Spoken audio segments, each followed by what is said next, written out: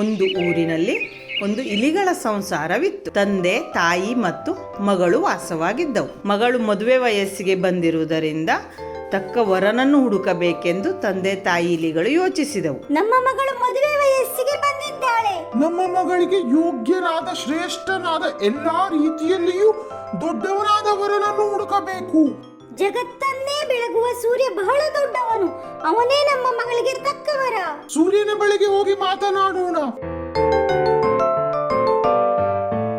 ಸೂರ್ಯನ ಬಳಿಗೆ ಇಲಿಗಳು ಹೋದವು. ಮದುವೆ ವಿಚಾರವನ್ನು ತಿಳಿಸಿದವು. ಸೂರ್ಯ, ನೀನು ಜಗತ್ತಿನಲ್ಲಿ ಎಲ್ಲಾ ರೀತಿಯಲ್ಲಿಯೂ ಬಹಳ ದೊಡ್ಡವನು, ಹಾಗಾಗಿ ನೀನು ನಮ್ಮ ಮಗಳನ್ನು ಮದುವೆ ಆಗ್ತೀಯಾ?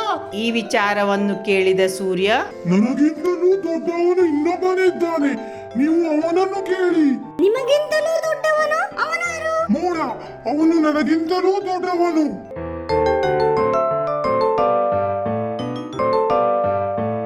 ಅವರಿಬ್ಬರು ಮೋಡದ ಬಳಿಗೆ ಹೋದವು. ಮೂಢ, ನೀನು ಸೂರ್ಯನಿಗಿಂತಲೂ ದೊಡ್ಡವನೆಂದು ಸೂರ್ಯ ಹೇಳಿದ್ದಾನೆ, ನೀನು ನನ್ನ ಮಗಳನ್ನು ಮದುವೆ ಆಗ್ತೀಯಾ? ಇಲ್ಲ ಇಲ್ಲ, ನನಗಿಂತ ದೊಡ್ಡವನು ಬೆಟ್ಟದ ರಾಜನಿದ್ದಾನೆ, ಅವನಲ್ಲಿ ಹೋಗಿ ಕೇಳಿ. ಓಹೋ, ಹೌದಾ? ನಾವು ಪರ್ವತರಾಜನಿರುವಲ್ಲಿಗೆ ಹೋಗುತ್ತೇವೆ.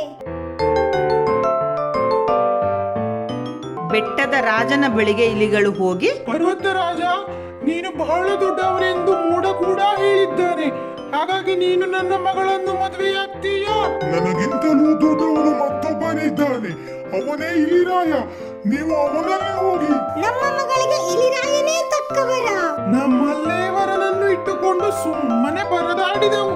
ಅಂಗೈಯಲ್ಲಿ ಬೆಣ್ಣೆ ಇಟ್ಟುಕೊಂಡು ತುಪ್ಪಕ್ಕಾಗಿ ಊರು ಅಲೆದಂತೆ ಎಂದು ಹೇಳುವುದು ಇದಕ್ಕೆ.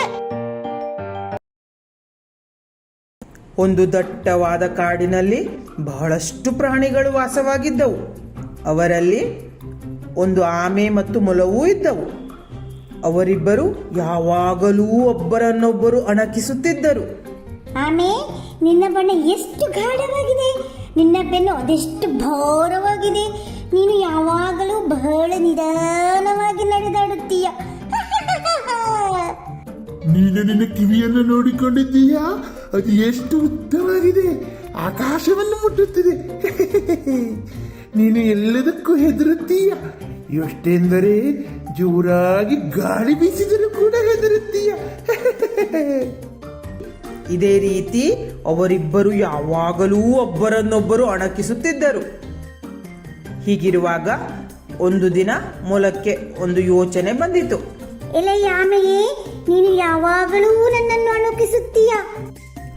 ನೀನೇನ ಕಡಿಮೆಯೇ, ನೀನು ಕೂಡ ನನ್ನನ್ನು ಕಂಡಾಗಲೆಲ್ಲ ಅಣಕಿಸುತ್ತೀಯ. ಅದಕ್ಕೆ ನಾವು ಯಾಕೆ ಒಂದು ಪಂದ್ಯವನ್ನು ಮಾಡಬಾರದು? ಪಂದ್ಯನಾ? ಯಾವ ತರಹದ ಪಂದ್ಯ? ಪಂದ್ಯ ಎಂದರೆ ಯಾರು ಜೋರಾಗಿ ಓಡುತ್ತಾರೆ ಎಂದು. ಪಂದ್ಯ ಇರಲಿ, ಆದರೆ ಯಾರು ಜೋರಾಗಿ ಓಡುತ್ತಾರೆ ಎಂದು ಅಲ್ಲ, ಯಾರು ಮೊದಲು ಗುರಿ ಮುಟ್ಟುತ್ತಾರೆ ಎಂದು. ಸರಿ, ಹಾಗೇ ಆಗಲಿ. ಪಂದ್ಯವನ್ನು ನಾಳೆ ಮಾಡೋಣ. ಎರಡೂ ಒಂದೇ, ಯಾರು ವೇಗವಾಗಿ ಓಡುತ್ತಾರೋ ಅವರೇ ಬೇಗ ಗುರಿ ಮುಟ್ಟುತ್ತಾರೆ. ಗೆಲುವು ನನ್ನದೇ. ಆಮೆ ಮತ್ತು ಮೊಲದ ಪಂದ್ಯದ ಸುದ್ದಿ ಎಲ್ಲಾ ಪ್ರಾಣಿಗಳಿಗೂ ತಿಳಿಯಿತು. ಎಲ್ಲಾ ಪ್ರಾಣಿಗಳು ಪಂದ್ಯವನ್ನು ನೋಡಲು ಉತ್ಸುಕರಾದರು. ರೆಡಿ, 1, 2, 3, ಗೋ! ಮೊಲ ಆಮೆಗಿಂತ ಬಹಳ ವೇಗವಾಗಿ ಓಡುವುದರಿಂದ ತುಂಬಾ ಮುಂದೆ ಹೋಗಿಬಿಟ್ಟಿತು. ಆದರೆ ಆಮೆ ತನ್ನ ವೇಗದಲ್ಲೇ ನಡೆಯುವುದಕ್ಕೆ ಆರಂಭಿಸಿತು. ಸ್ವಲ್ಪ ಸಮಯ ಆದ ನಂತರ ಮೊಲವು ಹಿಂತಿರುಗಿ ನೋಡಿತು. ಆದರೆ ಆಮೆ ಅಲ್ಲೆಲ್ಲೂ ಕಾಣಿಸಲಿಲ್ಲ. ಮೊಲ ಮತ್ತೆ ಓಡಲು ಪ್ರಾರಂಭಿಸಿತು. ಓಡುತ್ತಿರುವಾಗ ಮೊಲಕ್ಕೆ ದಾರಿಯಲ್ಲಿ ಕ್ಯಾರೆಟ್ ತೋಟ ನೋಡಿತು.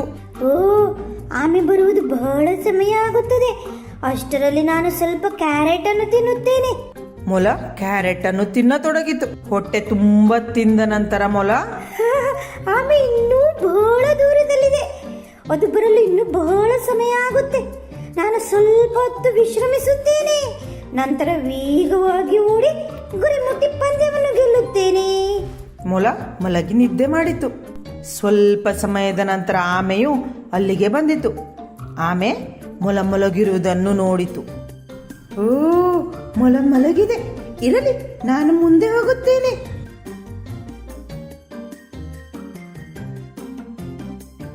ಆಮೆ ಇನ್ನೇನು ಗುರಿಯ ಸಮೀಪ ಬಂದಿತು ಎನ್ನುವಷ್ಟರಲ್ಲಿ ಮೊಲಕ್ಕೆ ಎಚ್ಚರ ಆಯಿತು. ಆಮೆ ಇನ್ನೂ ಹಿಂದೆಯೇ ಇದೆ, ನಾನು ಬೇಗ ಗುರಿ ಮುಟ್ಟುತ್ತೇನೆ. ಮೊಲ ಓಡತೊಡಗಿತು. ಆದರೆ ಮೊಲ ಗುರಿಯ ಹತ್ತಿರ ಹೋದಾಗ ಆಮೆ ಮೊದಲೇ ಗುರಿ ಮುಟ್ಟಿರುವುದನ್ನು ನೋಡಿ ಮೊಲ, ಅಯ್ಯೋ, ನನ್ನ ಆಲಸ್ಯತನ ಮತ್ತು ನನ್ನಷ್ಟು ಜೋರಾಗಿ ಓಡುವವರು ಯಾರೂ ಇಲ್ಲ ಎನ್ನುವ ಅಹಂಕಾರದಿಂದ ಇಂದು ನಾನು ಸೋತು ಹೋಗಿದ್ದೇನೆ.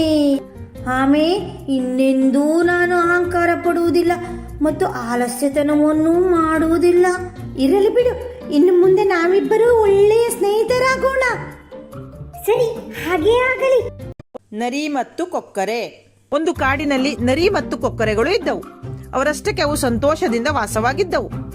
ಆದರೆ ನರಿಗೆ ಇನ್ನೊಬ್ಬರಿಗೆ ತೊಂದರೆ ಕೊಟ್ಟು ಅದರಿಂದ ಸಂತೋಷ ಪಡುವಂತಹ ಒಂದು ಕೆಟ್ಟ ಬುದ್ಧಿ ಇದ್ದಿತ್ತು. ಒಂದು ದಿನ ನರಿ ಕೊಕ್ಕರೆ ಮನೆಗೆ ಬಂದು, ಏ ಕೊಕ್ಕರೆ, ನೀನು ಹೇಗಿದ್ದೀಯಾ? ನಾನು ಚೆನ್ನಾಗಿದ್ದೀನಿ. ನಾನು ಇಲ್ಲಿಗೆ ಬಂದಿದ್ದು ನಿನ್ನನ್ನು ನನ್ನ ಮನೆಗೆ ಊಟಕ್ಕೆ ಆಹ್ವಾನಿಸುವುದಕ್ಕೆ. ಬಹಳ ಸಂತೋಷ. ಇಲ್ಲಿಯವರೆಗೆ ನನ್ನನ್ನು ಯಾರೂ ಊಟಕ್ಕೆ ಕರೆದಿರಲಿಲ್ಲ. ಇವತ್ತು ಏನು ವಿಶೇಷ? ಇವತ್ತು ನನ್ನ ಹುಟ್ಟಿದ ಹಬ್ಬ.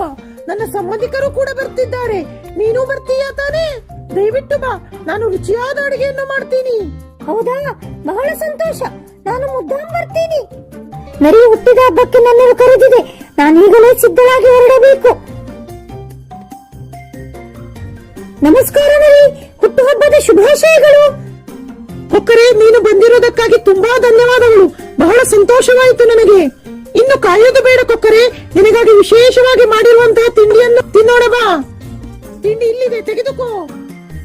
ನರಿ ಒಂದು ಬಟ್ಟಲಿನಲ್ಲಿ ತಿಂಡಿಯನ್ನು ಹಾಕಿಟ್ಟಿತ್ತು. ಕೊಕ್ಕರೆಗೆ ಕೊಕ್ಕು ಉದ್ದ ಇರುವುದರಿಂದ ಬಟ್ಟಲಿನಲ್ಲಿ ತಿನ್ನಲು ಸಾಧ್ಯವಾಗಲಿಲ್ಲ. ಕೊಕ್ಕರೆಗೆ ಬಹಳ ಬೇಸರ ಮತ್ತು ಅವಮಾನವಾಯಿತು. ನಾನೆಂತ ಮೂರ್ಖ! ನರಿಯ ಬುದ್ಧಿ ಗೊತ್ತಿದ್ದರೂ ನಾನೇ ಇಲ್ಲಿಗೆ ಬಂದು ತಪ್ಪು ಮಾಡಿದೆ ಎನ್ನುತ್ತಾ ಕೊಕ್ಕರೆ ವಾಪಸ್ ಮನೆಗೆ ಬಂದಿತು. ಸ್ವಲ್ಪ ದಿನಗಳ ನಂತರ ಕೊಕ್ಕರೆಯ ಹುಟ್ಟಿದ ಹಬ್ಬ ಬಂದಿತು. ಈಗ ನರಿಗೆ ಬುದ್ಧಿ ಕಲಿಸುತ್ತೇನೆ ಎಂದು ಹೇಳಿ ನರಿಯ ಮನೆಗೆ ಬಂದಿತು. ಇಂದು ನನ್ನ ಹುಟ್ಟಿದ ಹಬ್ಬ. ನನ್ನ ಸಂಬಂಧಿಕರೆಲ್ಲ ಬರುತ್ತಾರೆ. ವಿಶೇಷವಾಗಿ ರುಚಿಯಾಗಿರುವ ಅಡುಗೆಯನ್ನು ಮಾಡುತ್ತೇನೆ. ನೀನು ಮುದ್ದಾಂಬ. ಹೌದಾ? ಯಾವಾಗ ಬರಬೇಕು? ಇನ್ನೊಂದು ತಾಸಿನಲ್ಲಿ ಬಾ. ಎಲ್ಲ ರೆಡಿ ಮಾಡಿಟ್ಟಿರುತ್ತೇನೆ. ನಿನಗೆ ಏನಾದರೂ ಮುಖ್ಯವಾದ ಕೆಲಸ ಇದೆಯಾ? ಮತ್ತೆ ಇಲ್ಲ, ಮುಖ್ಯವಾದ ಕೆಲಸವೇನೂ ಇಲ್ಲ. ಮುದ್ದಾಂ ಬರುತ್ತೇನೆ. ಇವತ್ತು ಒಳ್ಳೆಯ ಊಟ ಮಾಡಬಹುದು. ಹೊಟ್ಟೆಯು ಬಹಳ ಹಸಿವಾಗಿದೆ. ಹೊಟ್ಟೆ ತುಂಬಾ ಊಟ ಮಾಡುತ್ತೇನೆ. ಹುಟ್ಟ ಹಬ್ಬದ ಶುಭಾಶಯಗಳು ಕೊಕ್ಕರೆ. ಓ, ನೀನು ಬಂದಿದ್ದು ಬಹಳ ಸಂತೋಷವಾಯಿತು. ಊಟಕ್ಕೆ ತಯಾರಾಗಿದೆ, ಬಾ ಊಟ ಮಾಡೋಣ. ನರಿ, ಇಲ್ಲಿ ಬಾ, ಮೊದಲಿಗೆ ಸೂಪ್ ಕುಡಿಯೋಣ. ನಿನಗೆ ಬಹಳ ಇಷ್ಟ ಆಗುತ್ತದೆ ಈ ಸೂಪ್ ಅಂದುಕೊಂಡಿದ್ದೇನೆ. ಕೊಕ್ಕರೆ ನರಿಗೆ ಬುದ್ಧಿ ಕಲಿಸಬೇಕೆಂದು ತಾನು ತಿನ್ನುವ ರೀತಿ, ಅಂದರೆ ಉದ್ದನೆ ಪಾತ್ರದಲ್ಲಿ ಸೂಪನ್ನು ಇಟ್ಟಿತ್ತು. ನರಿಯ ಬಾಯಿ ಅದರೊಳಗೆ ಹೋಗುತ್ತಿರಲಿಲ್ಲ. ಕೊಕ್ಕರೆ ಸೂಪನ್ನು ಕುಡಿಯತೊಡಗಿತು. ಓಹೋ, ಅಂದು ನಾನು ಕೊಕ್ಕರೆಗೆ ಅವಮಾನ ಮಾಡಿರುವುದನ್ನು ಕೊಕ್ಕರೆ ಮನಸ್ಸಿನಲ್ಲಿ ಇಟ್ಟುಕೊಂಡು ನನಗೆ ಅವಮಾನ ಆಗುವ ಹಾಗೆ ಮಾಡುತ್ತಿದೆ. ಇಲ್ಲಿ ಎಲ್ಲರೆದುರು ಅವಮಾನ ಆಗುವುದಕ್ಕೂ ಮೊದಲು ಇಲ್ಲಿಂದ ಹೋಗಬೇಕು. ಅಯ್ಯೋ ಕೊಕ್ಕರೆ, ನನಗೀಗ ನೆನಪಾಯಿತು. ಒಲೆಯ ಮೇಲೆ ನಾನು ಹಾಲನ್ನು ಇಟ್ಟು ಬಂದಿದ್ದೇನೆ. ಈಗ ಬೇಗನೆ ಮನೆಗೆ ಹೋಗಿ ಆ ಒಲೆಯನ್ನು ಬಂದ್ ಮಾಡಬೇಕು. ದಯವಿಟ್ಟು ಕ್ಷಮಿಸು. ಕೊಕ್ಕರೆಗೆ ನರಿಯ ಬುದ್ಧಿ ಅರ್ಥವಾಯಿತು. ಏ ನರಿ, ಸೂಪ್ ಕುಡಿಯದೆ ಹೋಗುತ್ತೀಯಾ? ನರಿಯು ವಾಪಸ್ ಮನೆಗೆ ಹೊರಟಿತು. ನರಿ ಮನೆಗೆ ಬಂದು ಬಹಳ ಹಸಿವಿನಿಂದ ಅಳುತ್ತಾ ಮಲಗಿತು. ಮಕ್ಕಳೇ, ನಾವು ಬೇರೆಯವರಿಗೆ ನೋವನ್ನು ಮಾಡಿದರೆ ನಮಗೂ ಹಾಗೆ ಆಗುತ್ತದೆ. ನಾವು ಬೇರೆಯವರಿಗೆ ಏನನ್ನು ಕೊಡುತ್ತೇವೋ ಅದೇ ನಮಗೆ ಮರಳಿ ಬರುತ್ತದೆ.